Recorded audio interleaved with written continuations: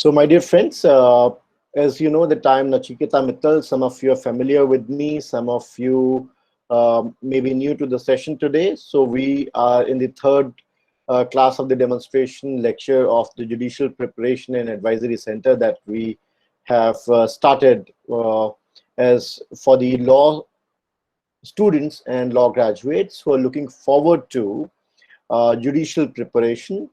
And we already had two sessions of the demonstration classes on CPC and Hindu law. This is the third session on Code of Criminal Procedure that I am going to deal with today. So now, before we begin with that, I wanted to share a few thoughts with all of you.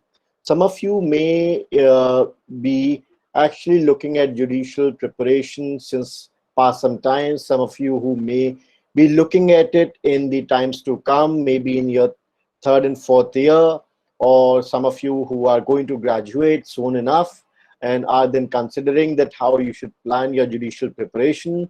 So for all of you collectively together, I have been thinking of certain points which I thought of even, putting down here for reference so that I can speak to you, even apart from the session that we will have on Code of Criminal Procedure today.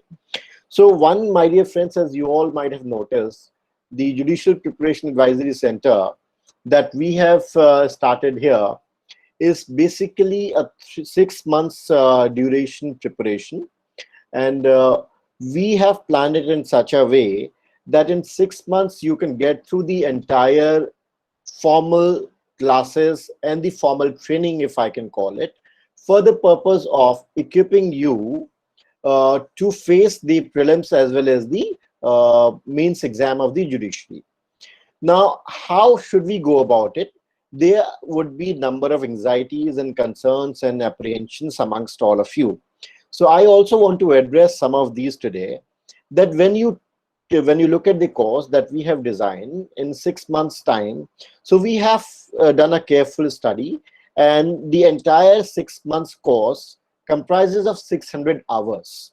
So I'm going to break it down for you for your reference, each of the subjects that we are going to teach in its hourly distribution. The reason is simple, that it cannot go in a vacuum. There has to be a sense of accountability at our end as well, and which is true, which is always true at the end of a law teacher. And that has come to me and come to my colleagues at the virtual law school also that we have been running so far, and now at the Judicial Preparation Advisory Center, based on the fact that we all are the law teachers, and we have been trained in such a way that we design our courses in the distribution of the hours. So, so the entire scheme of the 6 months duration involves 100 hours of civil laws preparation, 100 hours of criminal law preparation, 180 hours of code laws preparation, and 220 hours of procedural laws preparation. Now, this entire distribution is further broken down into law-wise and subject-wise category, which we will share with you, some of you who would want to register with us in the next few days. I'm happy to share that some of the students have already, come up with their decision making of joining us from the next week. The others probably will follow soon. So what I was mentioning is that I believe that most of these students who opt for the judicial preparation have already completed their LLB. So the maximum percentage of the candidates who are going to take up judicial preparation by virtue of enrolling themselves for the formal classes and preparation in any kind of an institution, for that matter of fact, would comprise of majority of the candidates who have completed their LLB. The reason is understandable, that by the time you are able to decide that this is what you actually want for yourself, and you have taken a conscious decision to devote time for the judicial preparation exclusively, and that is the reason you have knocked out all other options of litigation, perhaps also of the corporate practice, and so forth. Now, in that entire duration that you have taken time to plan yourself, I personally believe, and I had a very detailed discussion with my colleagues at Judicial Preparation Advisory Center, that we have collectively been of a view that 6 months is a very safe sort of a time frame in which you can prepare yourself by virtue of a formal classes. Why is that so? That is so because you've already undergone the formal 5-year or 3-year law course, whichever you were enrolled in during your LLB course. You may or may not have done it from the tier 1, as we can say, or let's say from the premier law schools, let's say from the NLUs, let's say from the leading state law schools, or let's say from the leading traditional universities and law colleges like KMU, DU, and there are many, right? Or Jamia and so on and so forth. So it could be any from wherever you've done it. That's immaterial, because at the end of the day, once you're going to qualify the exam and sit on the other side of the board, on the bench, so nobody is going to care for your degree of law, from where did you obtain it. What nobody is going to look at it, that how much time did you invest in for the purpose of your preparation. Nobody is going to be bothered that did you do your LLM or not. Nobody is going to be bothered as such that you went to X sort of a preparation center or Y. Now in this entire gamut of thing, what is going to be material is that how you prepared yourself and how quickly you reached on the other side of the board and decorated the bench. So I take here on a presumption that most of you who have joined us today are going to decorate the bench very soon in the years to come. Now, how soon we can do it, that's going to be the master plan that we have to collectively develop. Now, in that master plan, I was in last few days touched upon by various candidates who are aspiring for the judicial preparation by various anxieties and concerns. So I thought that before I start off the demonstration class on Code of Criminal Procedure today, I should steal this opportunity myself, having established Judicial Preparation Advisory Center, to also speak to you personally and address a lot of these concerns. Now, out of these concerns, some of them are that there's a sense of anxiety, there's a sense of fear, there's a sense of panic amongst most of the candidates at the moment, and especially amongst the candidates who have yet not enrolled themselves for the purpose of formal judicial preparation. Now, why is that so? Why is that sense of panic and anxiety actually hovering up there? It's there because the preparation time appears to be under stress due to COVID situation. The physical preparation going through one particular classroom study or another is a distinct possibility. At the same time, the money appears to be quite a concern. I'm being very frank and I'm choosing my words carefully. I know that economics plays a major role. Why does it play a major role? Because we already have undergone the 5-year or 3-year law program, invested some amount of fee, and generally the fee is not so lighter these days, unless we have done our LLB from a traditional law universities like DU or AMU or Jamia or Punjab University, which are the state of the central universities basically, where the fees is fairly affordable.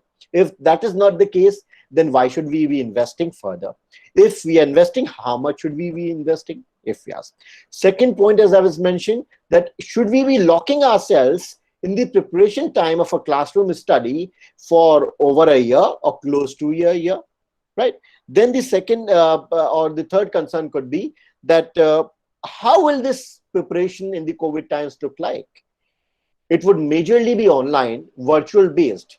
Will it be any different from the formal kind of a preparation, or so to say the coaching, that has been the promising option for all the judicial preparation candidates since the years? Now, to answer to all of these concerns, my dear friends, let me tell you that foremost, I really congratulate and applaud all the decision makers who have thought of traveling to the other side of the board and decorating the bench as the magistrates.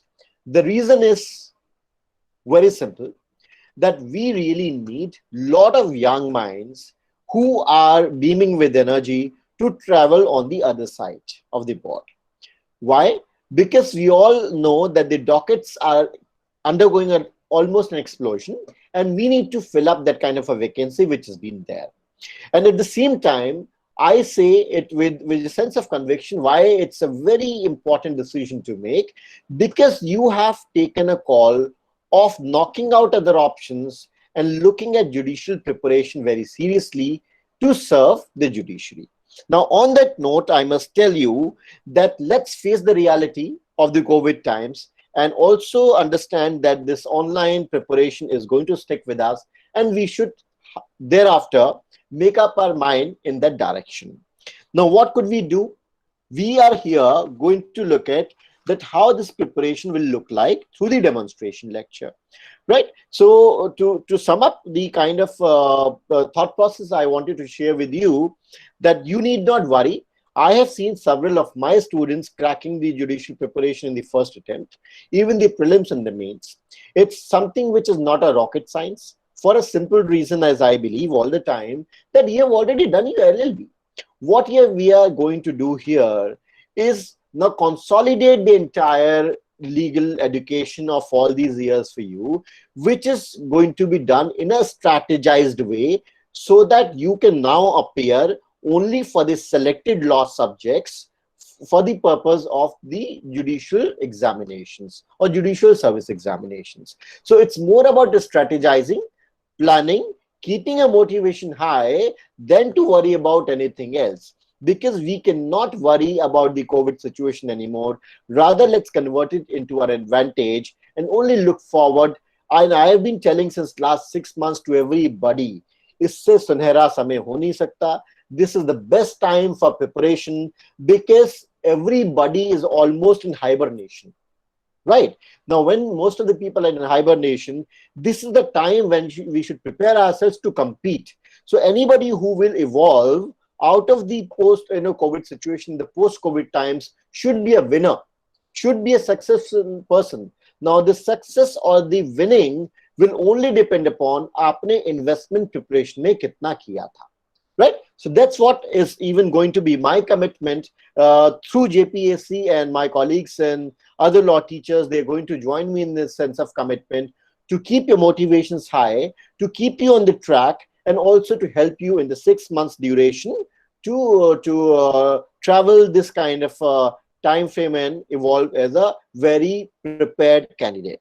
Now, on that note, my dear friends, let's begin the demonstration class 3 of today on September 24, as we have planned it, on Code of Criminal Procedure, and on a specific topic, so to say, I would say that I have picked up for the day is anticipatory bail, which is section 438 of the Code of Criminal Procedure.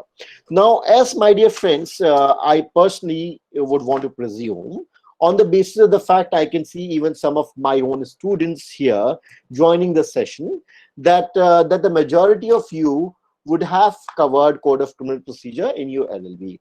If not, some of you may be undergoing the course. If that is also not a possibility, some of you may undergo the course, but would have been touched upon by different facets of the Code of Criminal Procedure, and especially the bail since the first year of your law. Why? Because this is one of the important areas of law that keeps cropping up for the purpose of discussion, research, moot courts, internships every now and then. And we also deal with bail, and we associate with bail partially, or I would say in a proxy manner, through several news clippings and news recordings every day, right? So I have always been telling every student of mine who has been in the Code of Criminal Procedure class that one of the best mechanisms to keep yourself updated is to keep reading the newspapers and keep a tap on the news, because crime is something that happens in the society every now and then and here and there. We are untouched. We can't say that we are untouched by that. Hence, bail is an important area that keeps coming up for our discourse. Now, my dear friends, let's understand basically that why do we require bail? I mean, we will come to the anticipatory bail, but before that, let's try to consolidate the thoughts together. Then what is this entire gamut of bail all about? So on that note, I believe that most of you will agree that in the entire sphere of criminal justice system, when we have to ensure a fair trial to the accused, we have to understand that it is the state which is contesting here, unlike in the civil litigation, and state is almighty and powerful, right? Now, since the state is almighty and powerful, so we have, how does it begin? It begins with the scene of crime, somebody reporting a crime, somebody being arrested as an accused, as a suspect, and then the entire gamut of investigation begins, and the charge sheet is prepared, and then the charge sheet is filed before the court, and court takes cognizance thereafter. And after taking cognizance, the case is committed to the competent magistrate for the purpose of, starting the prosecution in the trial proceedings. Now, during this entire course, right from the stage of the crime being taken place, or we can say commissioning of the crime, till the end, till the judgment of conviction or acquittal, during this entire time, what do you think? Should a person who has been accused should necessarily be kept behind bars in the prison? Is that, or should that be the intent of the policy? Should that be the intent of the legislature? Should that be the rightful intent of the entire philosophy of criminal justice? Now, in that regard, I have to apprise you and I have to tell you that that doesn't fulfill a purpose. Why? Because one, if we think even from the terms of, on the count of infrastructure, we do not have so much of supporting our infrastructure to keep so many people in the prisons all the time. In fact, if you have been keeping a track of the news, in March earlier this year, after the lockdown, national lockdown was declared, so Supreme Court, for the first time in this year of 2020, took the first suo motu cognizance of the case, that how many people have been languishing in jail and what will be the condition of the prisons across the country, and should the people of a certain offenses be released during the national lockdown, and what should be a policy with regard to granting of bail. What should be the, why these reasons came up? The reasons came up because of considering the health and safety of several prison inmates in different prisons across the country. Now, accordingly, the directions were issued to state governments. State governments took the cognizance of these kinds of cases. They formed their own level of committees with the High Court, with the prison authorities, so on and so forth, to look at the entire position of the inmates in different kinds of prisons, and how many to be freed, who are the under trials, how many under trials, and so on and so forth. Now, why all of this happened? All of this happened owing to the fact that our jails are overcrowded. Now, how did that happen? What were the reasons for jail being overcrowded? One of the peculiar reasons for jails being overcrowded is certainly the under trial prisoners, because their cases could not be disposed of timely, so hence they have been languishing there in the jails. Right now, when this is one of the epicenters of the jails overflooding, and the cases also overflooding on the other side in the courtrooms, so then I believe the entire context of bail becomes rather more important for us. Now, in this sense of bail, it would then bring us to the basic thought that bail, when we see from the legislative point of view, we have to strike a chord first with Section 436 of Code of Criminal Procedure. And little before that, little before 436, we actually find the traces of bail the moment we talk about the arrest, because it is now intrinsically one of the fundamental aspects of the arrest of bail, that at the time of arrest, the accused has to be communicated about the right to bail. Now, when that right has to come into existence in terms of it being maturing, and you reaching before the magistrate of a particular court to claim bail, that's a different story. Then we also see the traces of bail which comes into handy at the time of Section 167, that when the charge sheet was not filed in the appropriate time frame of 60 or 90 days, given the conditions in Section 167, as we can probably read it through, in case of offenses of death and life imprisonment and below that. So those are two different kinds of distinct conditions which are given therein. So then also the right of bail is accruing therein.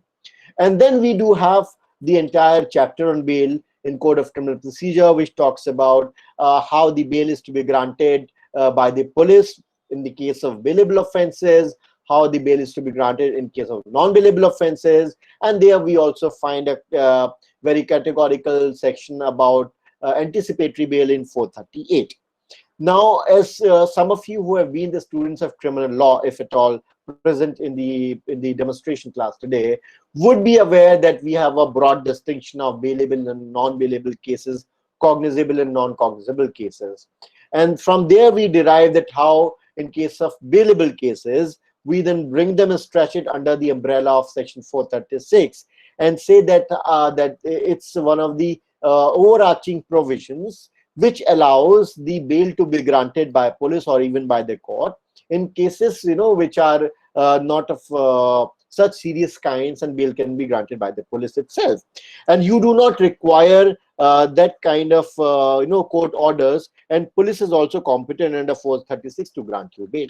So let's quickly read 436 once, and then we will take the discussion forward, because our main thrust has to be 438 for today's discussion. So if you look at 436, the provisions as to bail and bonds is the name of the chapter. So in what cases bail to be taken is how the 436 title reads. And what it reads is, when any person other than a person accused of a non-bailable offense is arrested or detained without warrant by any officer in charge of a police station, or appears or is brought before a court and is prepared at any time while in the custody of such officer at any stage of the proceeding before such court to give bail, such person shall be released on bail. Now it very clearly uses, you know, certain expressions which are going to be relevant for us. Now when we prepare for judicial services, my dear friends, when we read this section, we might have read as part of the LLB Times in a different way, or maybe just cursory glance through. But now when we will read this section, we have to look at that every provision, every clause, subsection is pregnant with meaning. What are those? For example, if you reread the section, it would say that who can grant bail under what circumstances? That when you have been arrested or detained without warrant by an officer in charge of police station, or appears or is brought before the court.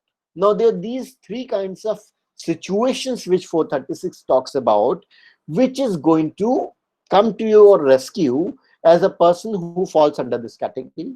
That either I was arrested without warrant by the police officer, or I appeared before the court. Appearing would mean that by virtue of summons, or maybe, you know, I was basically, in this particular case, it would mean that I surrendered before the court, right? Or I was brought before the court, right? So there are three situations which are emanating, that you were arrested, you surrendered, or you were brought before the court.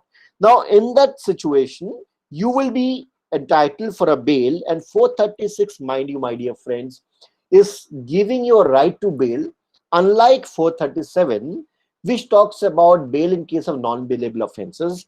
The situation is such that it's not so that in 437 you can't get bail. Definitely you can.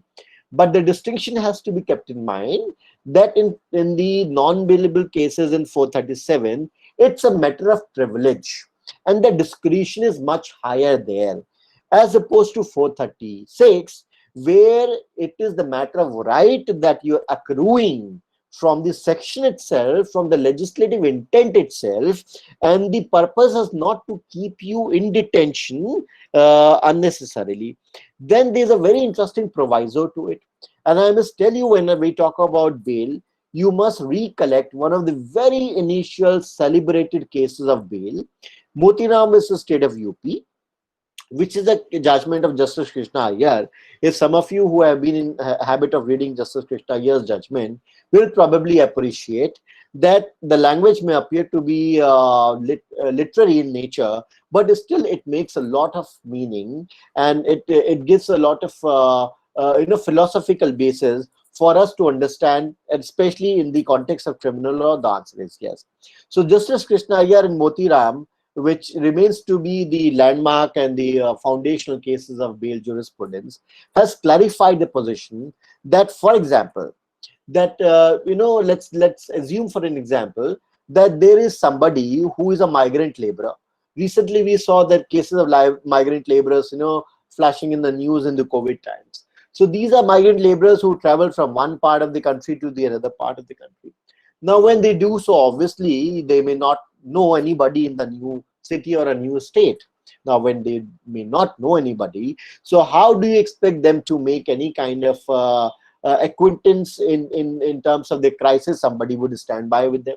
So if somebody is arrested and somebody is an indigent person, may not have sufficient money, may not be able to give certain kind of surety if it was asked for, then and the assets are also not in that particular vicinity or locality or a state, but there is somebody who is prepared to furnish a surety for a person. What is the surety? We'll come to that.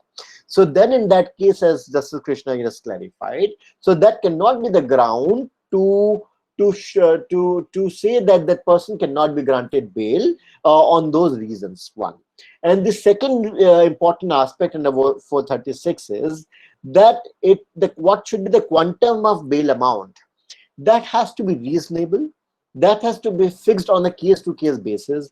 They cannot be, my dear friends, for all of you as the aspirants of judicial preparation, to keep in mind, there is no yardstick or no fixed formula for that.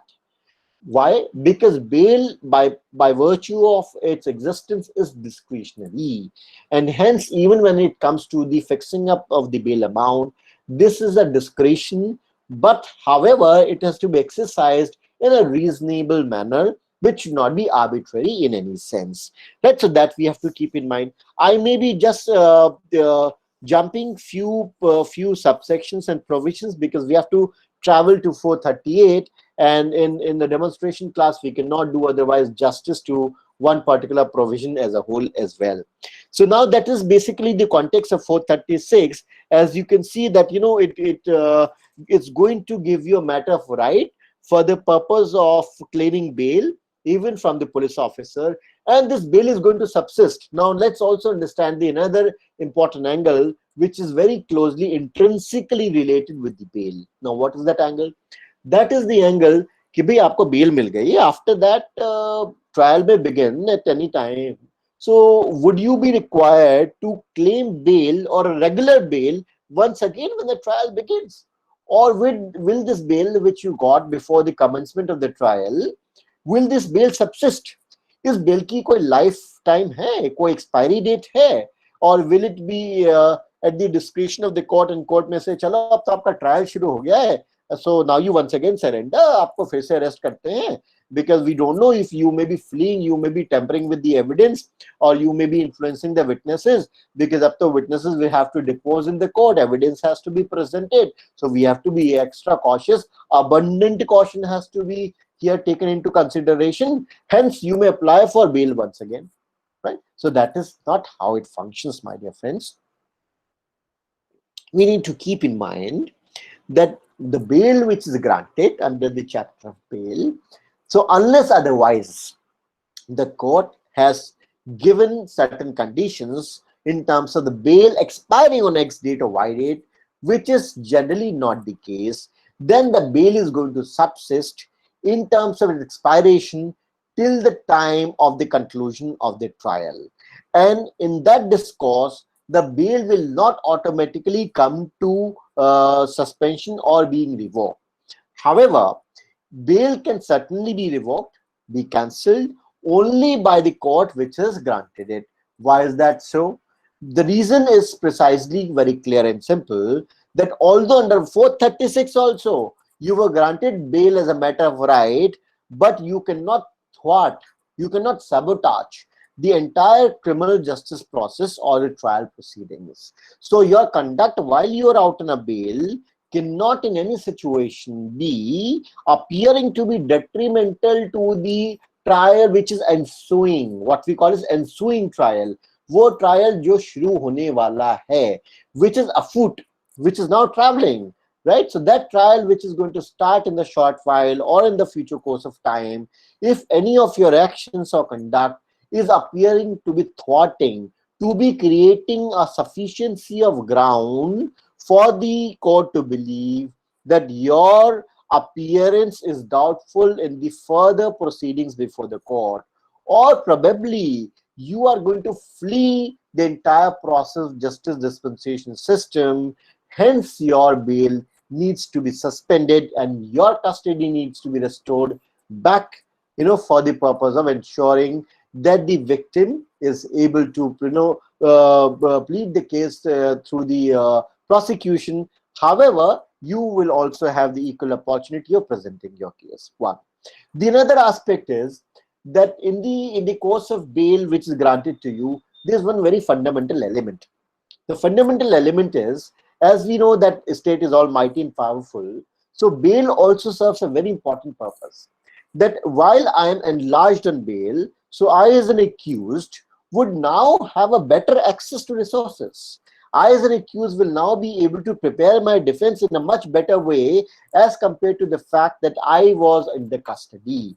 Why? Because I can now have a resource of my finances. I can reach out to the lawyers. If I'm not satisfied, I can change the lawyers. I can create the entire, defense against the prosecution in a much effective and powerful way as compared to when my powers or my liberty was curtailed, right? So that is also going to serve as a very important purpose of granting you bail, unless otherwise the circumstances talk otherwise. So this is the broad, gamut of the bail in terms of its philosophical approach. And now we must move forward and see that how we have to look at anticipatory bail for the purpose of our discussion, in keeping with the time that we have in hand with us. So now, my dear friends, you have 436 bail at one level. Then you have section 437, which talks about bail, in all other cases which are non-bailable offenses. And then at the same time, you have 438. Now, 438 also technically falls under the category of bail of non-bailable offenses only.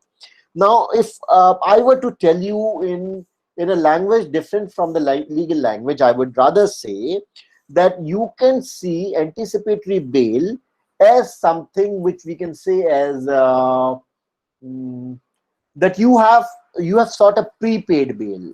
I would rather want to always tell my students that you can look at it as a prepaid. Why prepaid? Because you have actually checked into the to the courtroom even before you were arrested.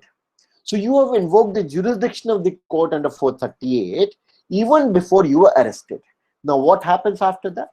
After that, primarily the scope of 438 says that you will be granted bail on the well-founded fear, well-founded apprehension of your getting arrested in the near future, in the immediate near future. So you should be in a position to convince the court, and it should be plausible. It should be plausible that you are going to face an imminent danger or imminent apprehension of getting arrested. And there's a lot of historical perspective about anticipatory bail, which we have to skip for the positive time at the moment, that how the anticipatory bail came up, especially in the times in the several states in India, because we have so much of politics and business clubbing together. So there have been apprehensions of lot of pretext and false kinds of allegations of crime being levied against one person or the other. Hence the anticipatory bail becomes as a very powerful tool for the purpose of safeguarding the interest of the innocent persons. And mind you, anticipatory bail has been under suspension for a very long time in the state of UP. However, last year it was reinforced and restored as a provision, but it remained suspended. It was deleted by the state of UP by an amendment for a very long time, but the state of UP has been successfully been able to again get back the privilege of the anticipatory bail under 438. In the absence of 438 in the state of UP, there have been a lot of problems because the Allahabad High Court and the Lucknow bench were flooded with the petitions for quashing of FIR. Right? Now, why is that so? Let's come to 438.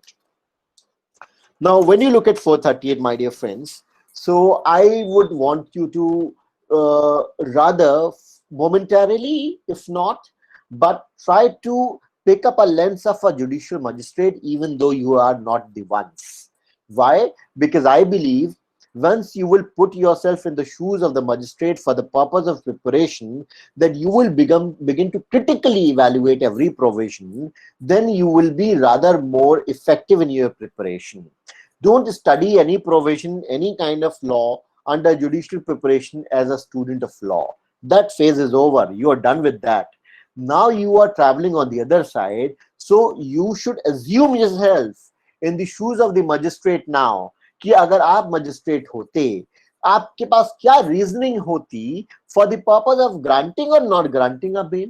What kind of, what kind of grounds you would have affirmed or you would have negated, which would have been placed before you by the lawyers. So the moment you will begin to think from that critical eye and begin to think that, oh, you are already now visiting a provision or reading a provision like a magistrate, trust me, your preparation will tremendously change. And that's what I want for all our candidates at JPAC to take note of. Let's read 438. 438 says, discretion for grant of bail to person apprehending arrest. It says, let's read the provision 1. If some of you are having a BEREC, or since most of all of you are online, so you can check it up online for a quick reference. What does it say?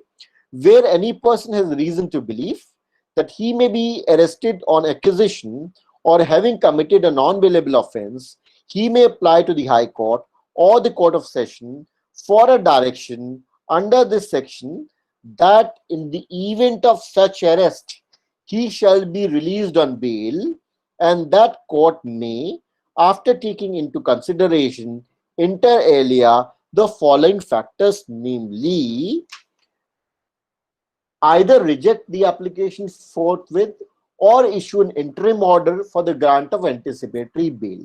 Now, I have skipped in between that what are the factors. Let's quickly look at the factors, and we have to reread this section, mind you. Now, what factors the court will have to consider? The nature and gravity of the accusation. That means something that is going to be levied or could be levied, right? Please understand, 438 has to be read in the future tense. हुआ नहीं अब तक कुछ, होने वाला है, आशंका है. It's going to something which is afoot. आपको ऐसा लगता है that the apprehension of arrest is afoot. It is traveling near you, and you are now trying to secure your release even before you are arrested. So it's a very interesting section. On that note, I must tell you, in the Western countries, they don't have anticipatory bail. Just in this February, I was actually lecturing on access to justice in Miami-Dade College in Florida. So I happened to visit the School of Justice there, and their dean, who was a former commander of police there. Commander is like a commissioner of police in India. So the former commander, Dean Socorro, Raimundo Socorro, who is the dean of the School of Justice of Miami-Dade College in Florida. So I had a meeting with him since as a part of the courtesy call when I was lecturing. So I happened to discuss with the dean about the anticipatory bail and different other provisions. So then he told her, we don't have anticipatory bail. It's quite amusing to us, in the US. And then he gifted me the Florida Code of Criminal Procedure, because every state has a different law in US. Right? So from that point of view also, we will be happy to share different other contexts with you as part of our classes. So it's going to widen your horizon. So now in the anticipatory bail, you have to understand that this is something which is going to happen in future. The antecedents of the applicant, including the fact as to whether he has previously undergone imprisonment on conviction by a court in respect of any cognizable offense. So that means your antecedent is going to be important here. The possibility of the applicant to flee from justice. Now it's of a wide implication. Flee from justice would basically mean you would thwart, you would sabotage the entire process of trial, and you will not be making yourself available whenever the court would want you to appear during the course of trial procedure. Then the next and the last condition therein mentions, where the accusation has been made with the object of injuring or humiliating the applicant by having him so arrested. Right? So the accusation has to be seen in the light of the fact that what was the object, or it's going to be humiliating the applicant by having him so arrested. Now, when all of these issues are going to be weighed, when these issues are to be considered by the courts, please understand, my dear friends, even when I have been teaching otherwise code of criminal procedure, one of the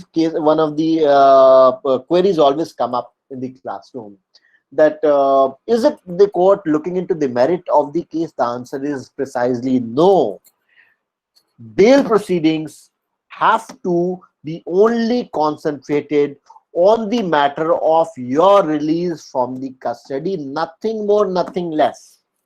That magistrate or the sessions court in the high court, in case of the anticipatory bail or in any other bail provision, the court doesn't pay any kind of weighing or the merit of the particular case, because it's not the trial which is starting here. Yeah, Mamta, I'm going to repeat that. Please understand that in the bail proceedings, the court is not going to look into the merit of the evidence. Court has got nothing to do with the merit of the evidence which the prosecution is going to present. The bail proceeding is only going to look at that whether your release from the custody is something which is possible. Should that be allowed? Should that not be allowed? It is not going to be the commentary of the court on the merits of the case. Please understand that. Right? Why? Because that weighing of the evidence, admissibility of the evidence, is something which is reserved as a prerogative only at the time of the commencement of the trial, and when the court asks the prosecution and the I'm sorry, guys, I'll have to take one uh, call here. 1 second.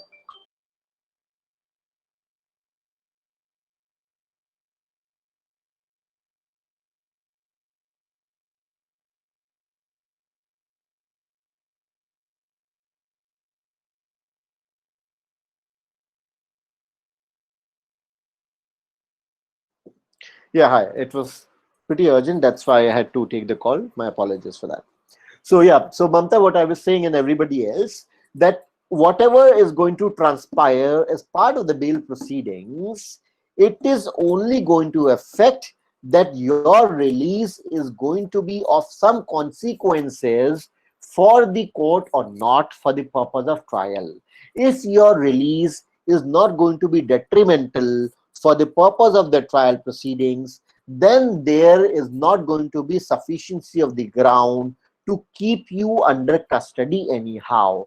However, there will always be overriding conditions that at any point in time, if during the course of you enjoying the privilege of the bail, there appears to be apprehension which is brought to the notice of the court that you are probably entering into any conduct which is going to tamper with the evidence, which is going to influence the witness, or you probably are planning to flee the country, so your bail can accordingly be cancelled and you can be restored back into the custody. Let me tell you, there are some classic cases that we will study as part of bail jurisprudence.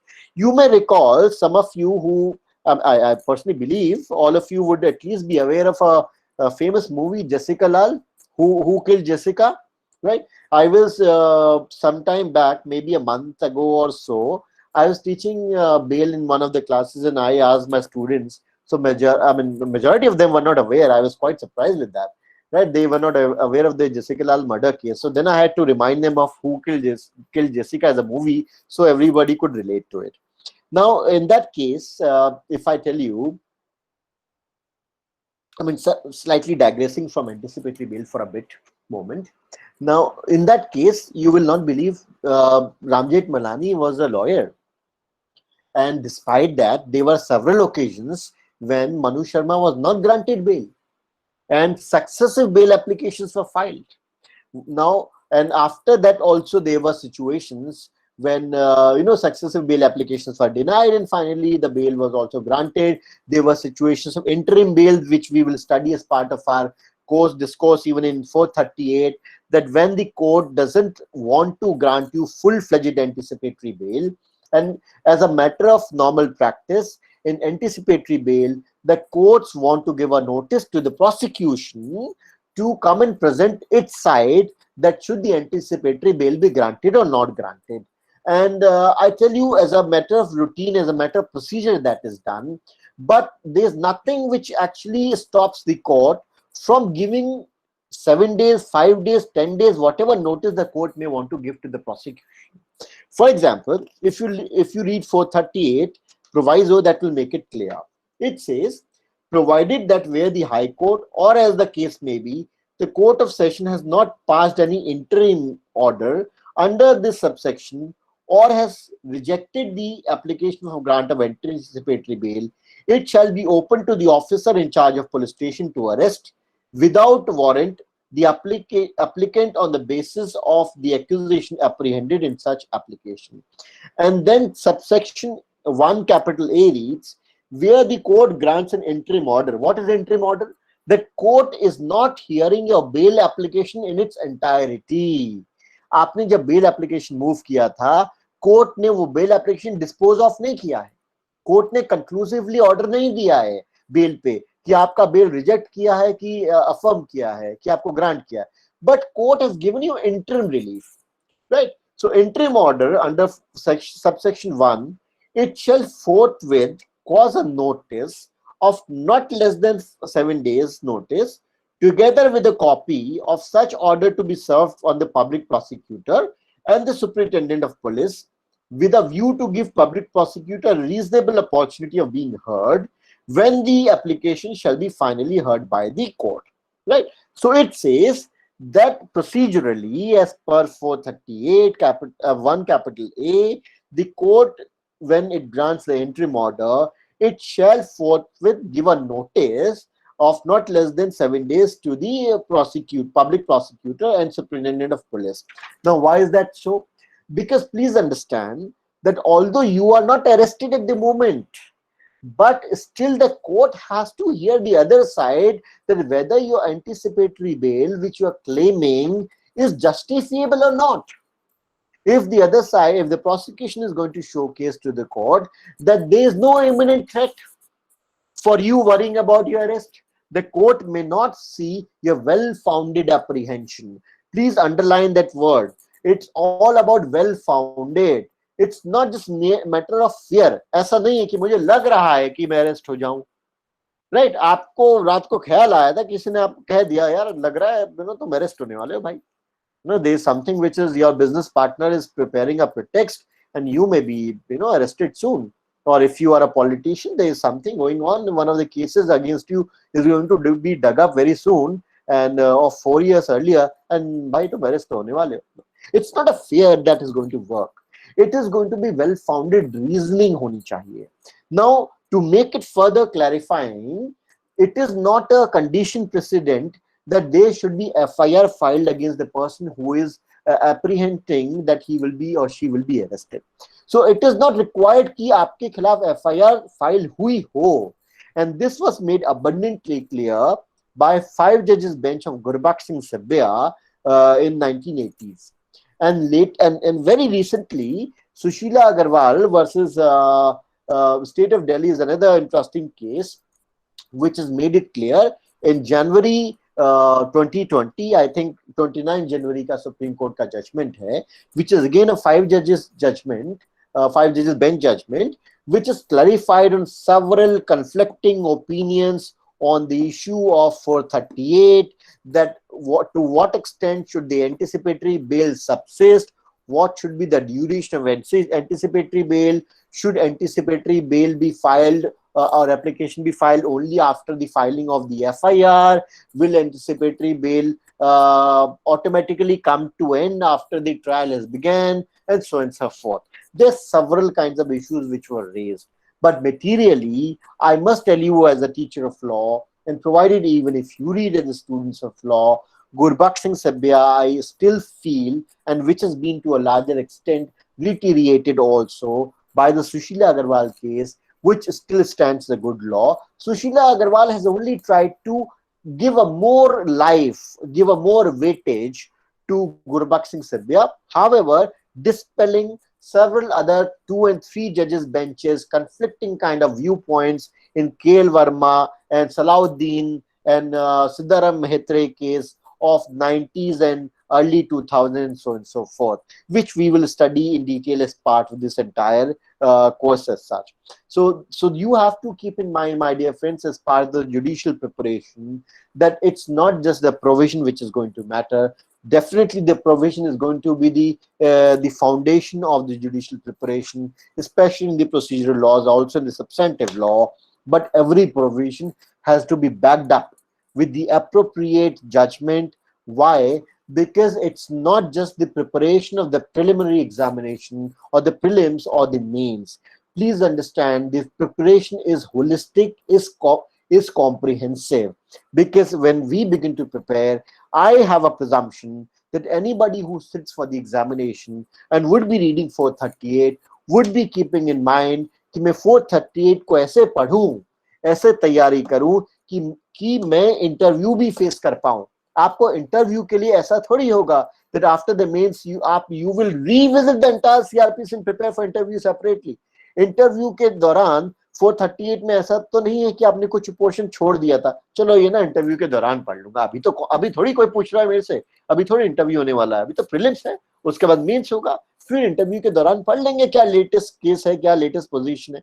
That's not how it works, right? And I'm sure everyone knows that already. I'm only re-emphasizing. So you need to, at the same time, have a parallel approach of reading these provisions together. Let me also tell you, my dear friends, when we will read, the procedural law, especially CRPC, we have to keep a track that every section has to be on the side of the barrack. You have to keep noting it down. What you have to keep noting it down, that CRPC is specifically, for example, when you begin to learn, you have to read 2 section आगे पढ़ने पड़ते हैं, 4 section पीछे, कभी कभी 4 section आगे और 2 section पीछे. So you have to read it in tandem together. You cannot read one section in isolation. हम 438 पढ़ने बैठे थे, we had to go to 436, we had to go to 57, we had to go to 167, we had to go to 118, we had to go to several other numerous sections in 441 and so on and so forth.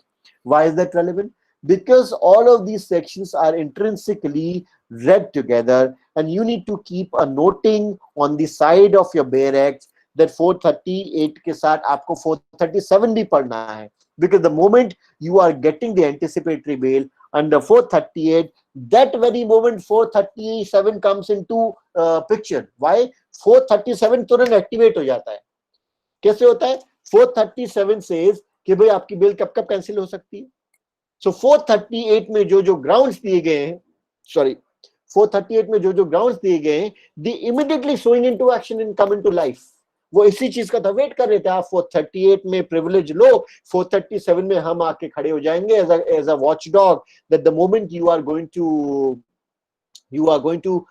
do anything as part of your conduct, 437 is going to be pressed into motion, and especially 437(5), so that anything you do, contrary to the orders of the court, and we are there, right, to arrest you back.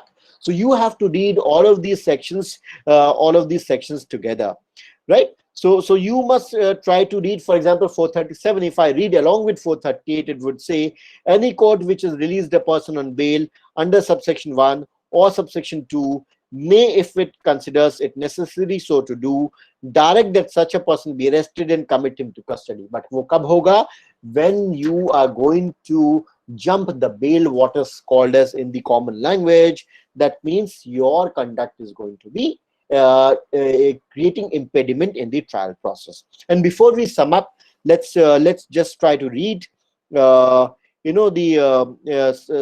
1b. The presence of the appellant seeking anticipatory bail shall be obligatory at the time of final hearing of the application and passing of final order by the court, if on application made to it by the public prosecutor and court considers such presence necessary in the interest of justice. Right? So that is for the court a wide sort of discretion out there in granting anticipatory bail. There's another interesting aspect with anticipatory bail, which you may take note of, that there have been certain cases, my dear friends, where the Supreme Court had to give the guidelines to the High Courts and to the Sessions Court that do not treat anticipatory bail as a matter of casual privilege that you're going to grant. For example, in the cases of dowry death, anticipatory bail, the courts have been shying away, have been restraining from granting anticipatory bail as a matter of casual approach. Also, when we read Gurubaksh Singh Sandhya and Sushila Agarwal in much detail, we will see that in anticipatory bail, it is always a material important fact that it has to be granted only in relation to a particular offense that you cited. It is not a blanket order. It's ब्रह्मास्त्र नहीं है ना. It's not a ब्रह्मास्त्र कि इसके बाद आपको कोई छू नहीं सकता, कोई अरेस्ट नहीं कर सकता. It's not that kind of situation. It's only a privilege which is being granted to you as a matter that you have claimed anticipatory bail for a selective offense that you think for which you could be arrested and prosecuted.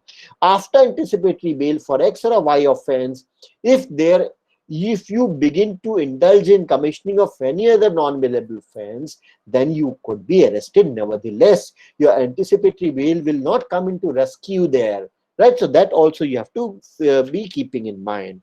So there's so much of entry cases alone in anticipatory bail, it can consume more than 5 classes, but we wanted to give you a hang of the entire demonstration lecture, that how we are going to proceed forward, in a very detailed format of reading sections, rereading the sections, and also reading the judgments around it. So that was all I wanted to sum it up. The idea was to motivate you enough at the same time so that you can understand that Judicial Preparation Advisory Center, since I'm repeating it as a fact, my dear friends, it's law teachers driven, and that is the reason I want it to be definitely a successful initiative for all of you, and we have been trying hard, in that sense, to bring also some of our colleagues like Praveen V, who took the initial lecture, who has also cleared judiciary.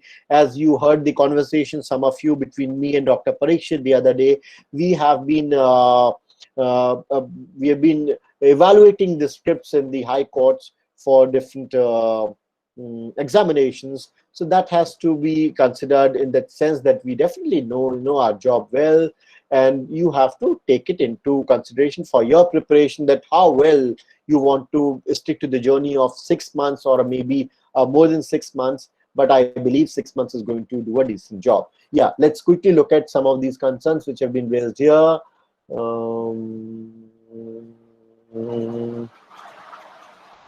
Okay, now Kapil, what the question you have asked, please understand that that it is for the there are 2 things which are going to come in handy in this particular context. What you've raised as a query, that one thing is that bail has to be territorial in nature, so it is all the time more feasible and justifiable that either the bail to be granted where the accused is, or where he could possibly be arrested. Right, so those 2 kinds of situations are going to govern in terms of anticipatory bail, that the court which you have moved, where you see your apprehension of arrest, right, or where the commissioning of the crime could be reported and FIR is filed. So these 2 things are going to govern that. Now, Mamta, coming to your issue, if FIR is, with your seriousness. Okay. Now, Mamta, FIR is not made a prerequisite in the anticipatory bail for a reason, that well-founded fear can be developed or can be gathered not only from the FIR, because FIR is something which would mean definitely that your arrest is now afoot. That means it is afoot, it's coming closer to you. Surely about that, I understand the situation.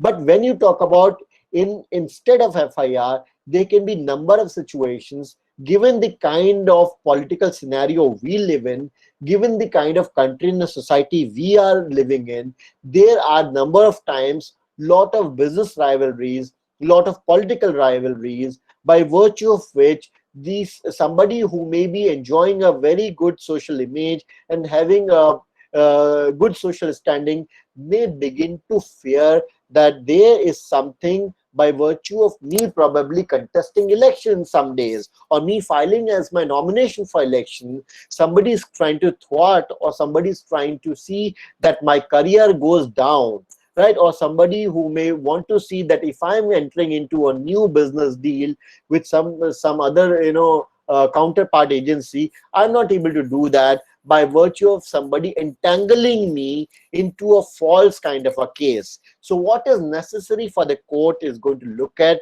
that, one, you a person who is going to face such a kind of a crisis by virtue of certain kind of circumstances in your professional life, which probably will create such an impression for the court to begin to believe in a plausible way that now after this incident or the circumstances, next काम क्या होगा, आपके खिलाफ FIR होगी.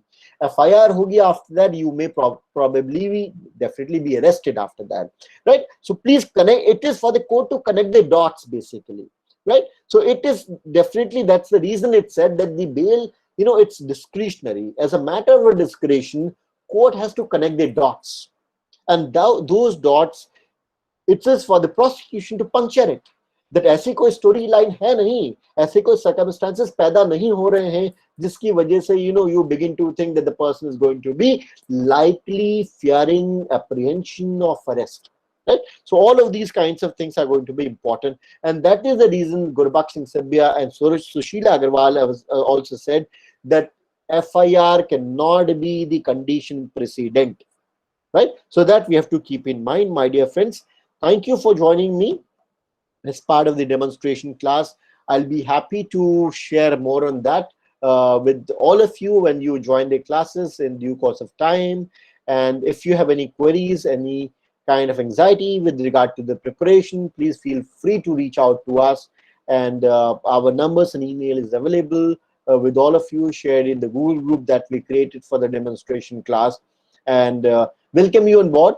And I believe that the 6 months duration is going to be very fruitful. And in the end, yes, Gauri, it will be in the form of lectures, and recordings will be available. And I have to make a very important announcement today at the same time, that there have been a number of students who are approaching me, and I have taken a conscious decision in that regard. Already you might have noticed that the original fees that comes to 45,000 for the 6 months duration, we have brought it down to 36,000 as the introductory fee for 6 months for somebody to take it up. But if some of you who may be aware about the virtual law school that I have been running at the same time, and some of you may be aware that in the virtual law school also we have been supporting several students from economically weaker section. We have been supporting several students from specially able category, and there we have not been charging any fees whatsoever. But now, to also extend the similar kind of advantage, not the same though, several students have been approaching me, and I understand during the COVID times, we all have undergone the economic crisis.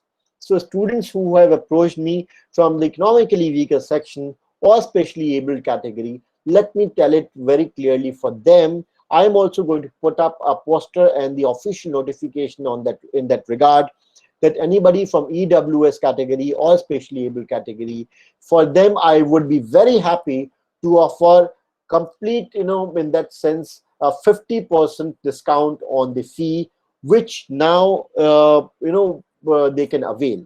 So I would really want that the students to register with us on that note, so that they should not be anyhow fearing in terms of paying the heavy fees. So that's, I believe I can do that as a matter of my several years of investment as a law teacher, and I want you all to benefit from that, right? So please feel free to come back to us for any further queries, and we'll be happy to answer them. Thank you, my dear friends, for joining in. And I believe for most of us, it must be a dinner time, and I might have taken a lot of time for from all of you. So please come back whenever you feel right. And all the best. Keep your spirits high. So, and I believe after the COVID times, after the 6 months down the line, we will emerge as the winners. so that this is the time I believe rather कि digressions नहीं है और physical setting के लिए कहीं आना जाना नहीं है, so you can save the time for your study. All the best, and stay tuned with us for the more details. Thank you, sir. Yeah, Thank you, sir.